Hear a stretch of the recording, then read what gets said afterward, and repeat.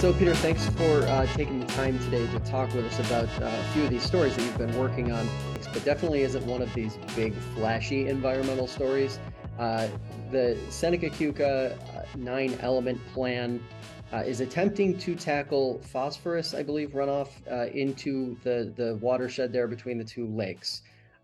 So give us kind of a 101 level overview of what this plan means and the possible impact of it.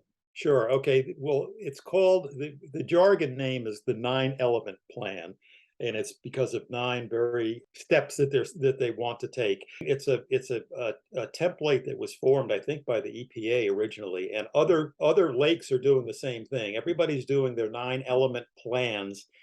One of the reasons for doing these is to facilitate getting grants, federal and state grants.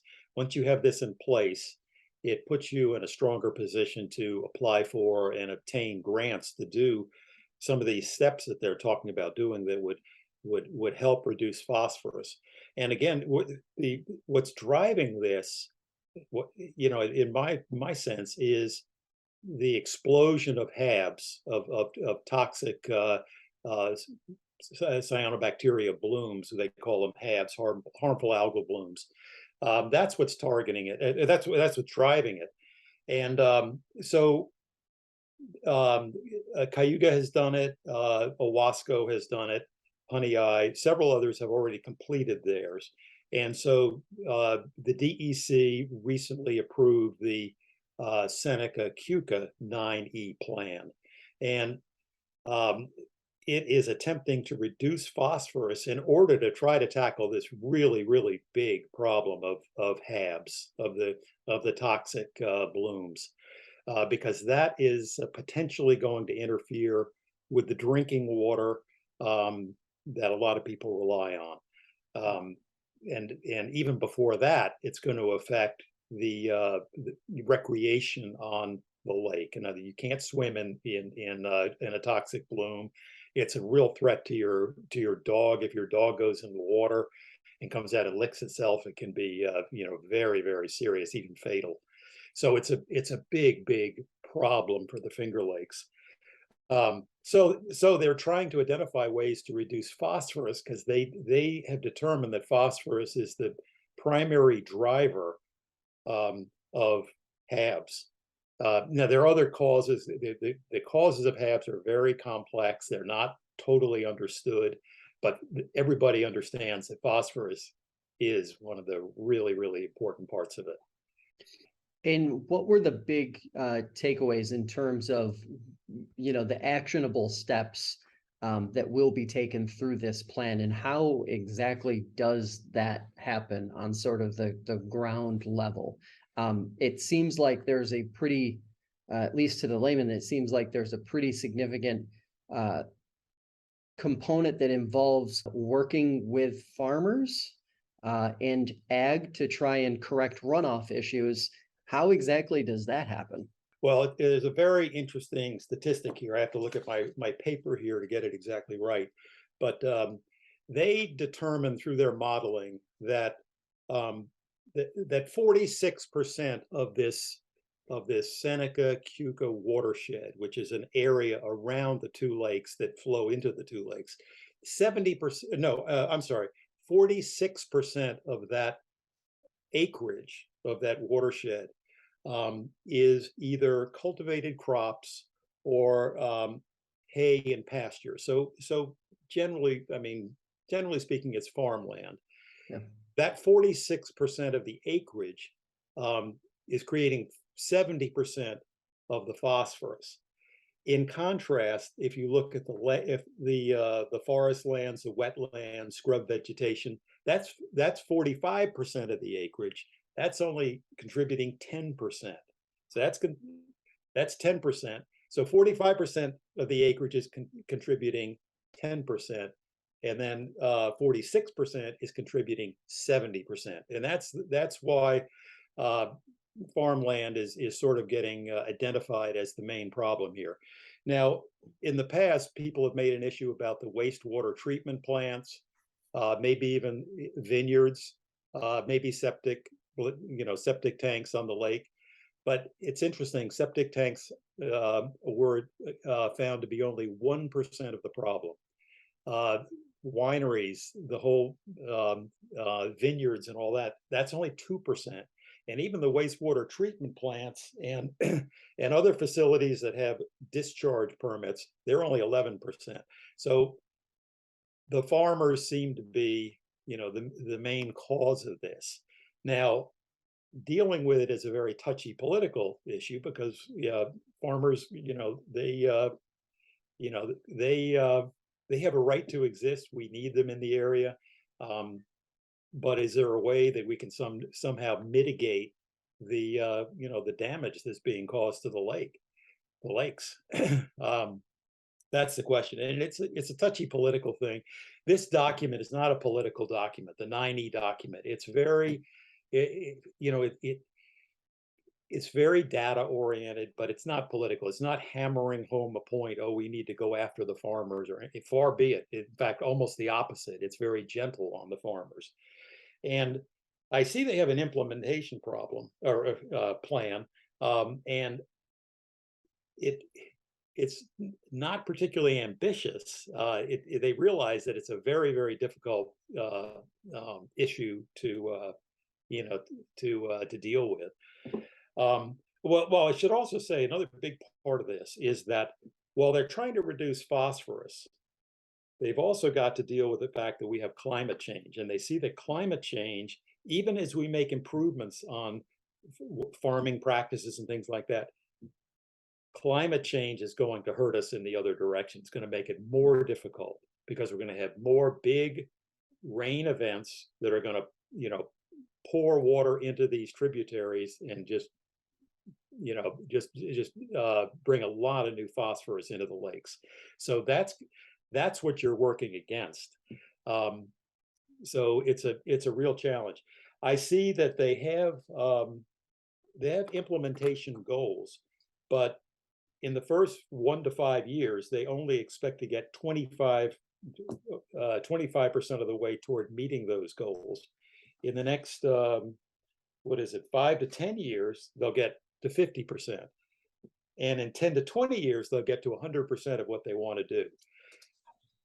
But it's really interesting what their goals are. Their goals are actually very modest. Even at 100%, you're not really reducing the phosphorus very much because you're working against the climate problem the whole time, this huge runoff problem that's going to become more and more intense. So even if you do a lot of the steps that they're advocating, you're still working against the problem of increasing runoff. What has the response been like from the folks who are on the front lines of this, especially on the HABs fight every summer and every fall? What has the response been to the plan between the watershed, or between the two lakes, excuse me? Well, this has all happened pretty quietly. It's you have some very hardworking people who've been putting this together for really a couple of years, and there's some local people who've been involved. Mark Venuti's been involved, and Ian Smith, who is the Seneca Watershed manager. People like that have been involved for a long time on this, and there's been very little public response to what's going on here. This has all been done kind of quietly. It's not, it's not as I said, a very political document. So it's been pretty under the radar.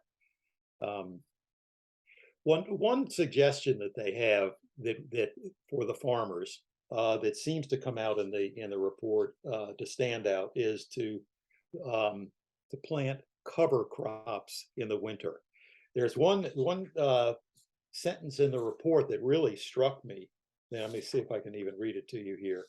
It says here, well, by planting winter wheat on land classified as row crops, and then harvesting it in mid-April, farms could reduce the total phosphorus load of the entire watershed by an estimated 20%. And individual watersheds could see phosphorus cuts that exceed 40%.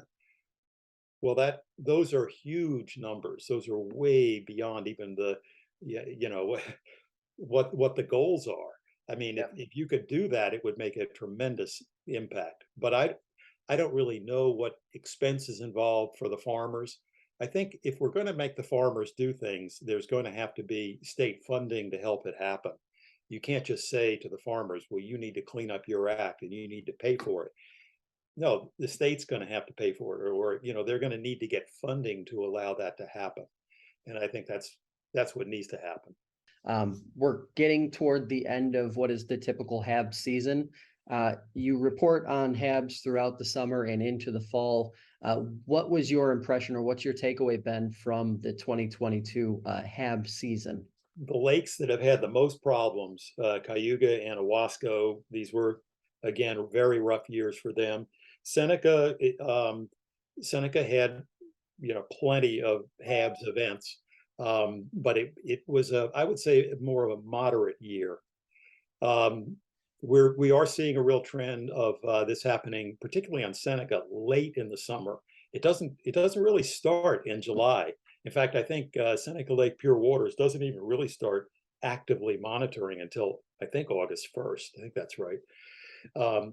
And what we see is they start building in August, and then September seems to be the peak month. Although there continue to be HABs in October. I know Owasco had a group of them in mid-October. So even when we're out of the summer, the water is still warm enough and the conditions are ripe for there to continue to be HABs all the way probably almost to the end of October. I was going to say, especially when you got 70+ degrees on tap for the first week of November in upstate New York. Yeah.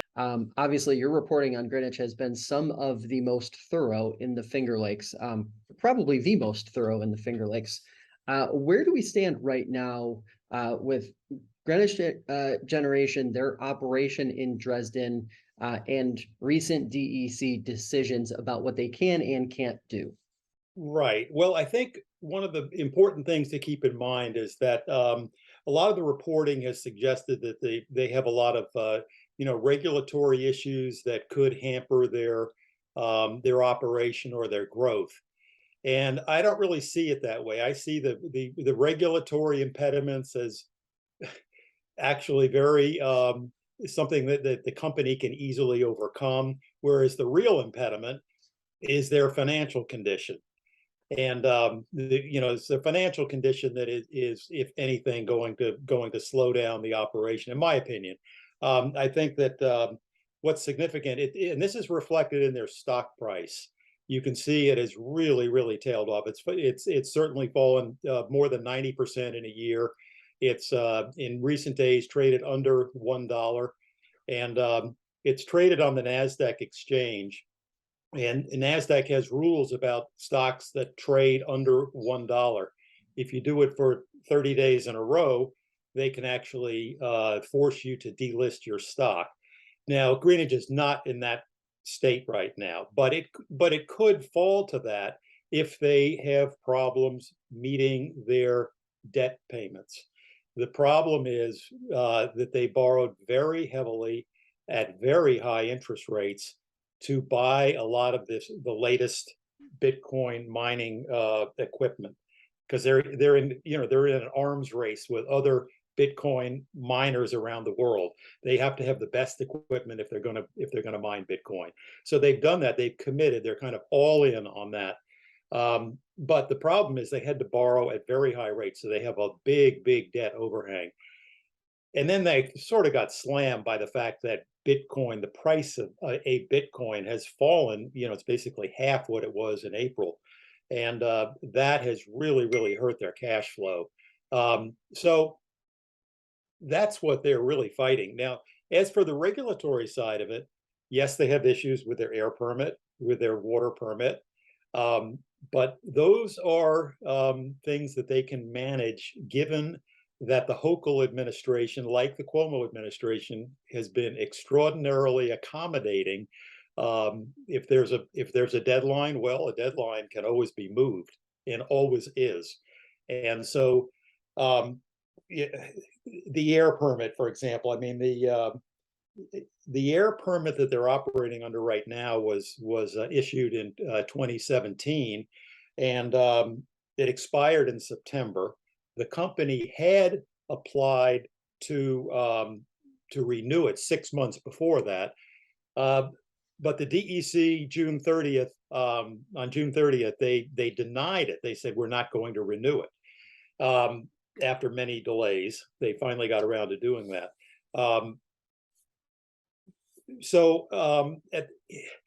At this point, Greenidge had really three options.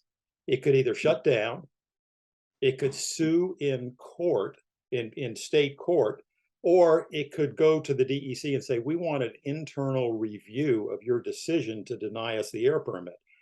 And so that's the option that Greenidge took.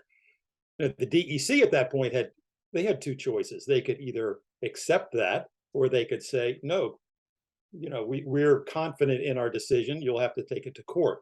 They didn't do that. They said, yes, we'll do the internal review. Well, those internal reviews are fairly notorious for taking forever.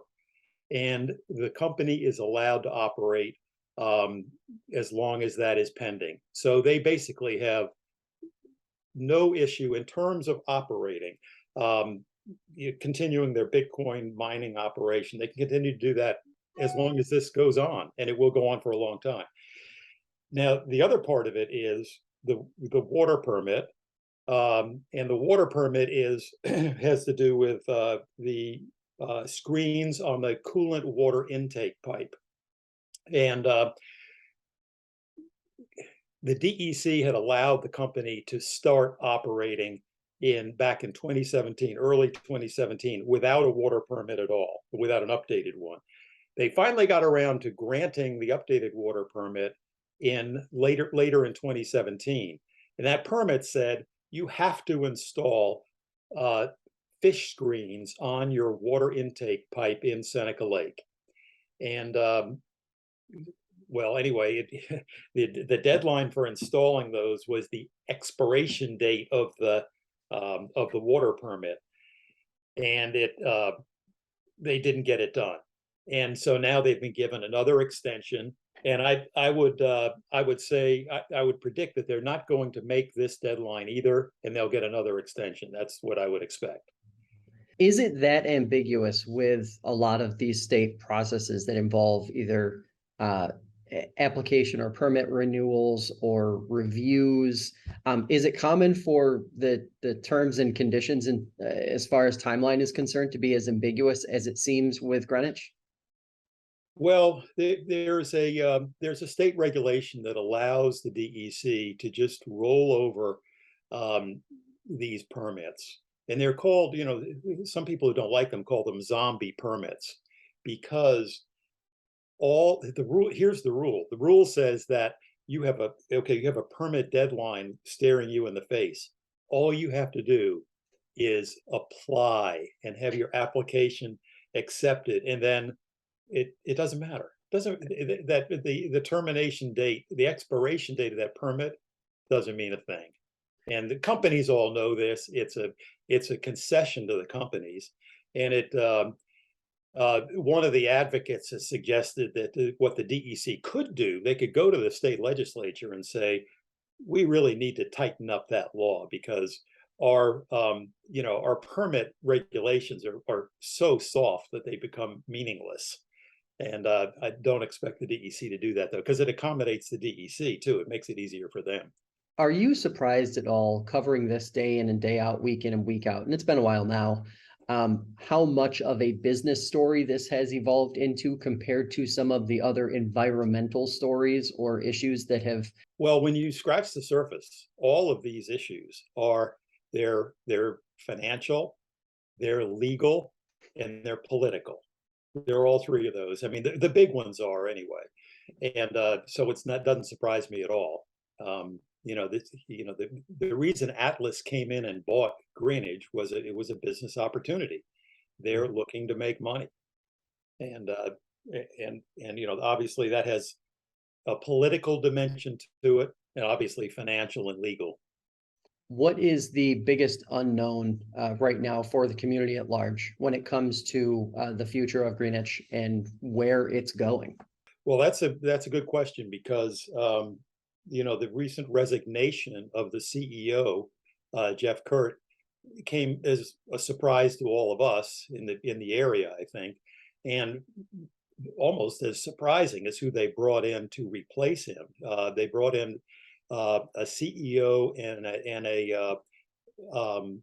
and another person, maybe someone who would be a chief operating officer. I'm not sure what, but they came from a forest products company in Canada.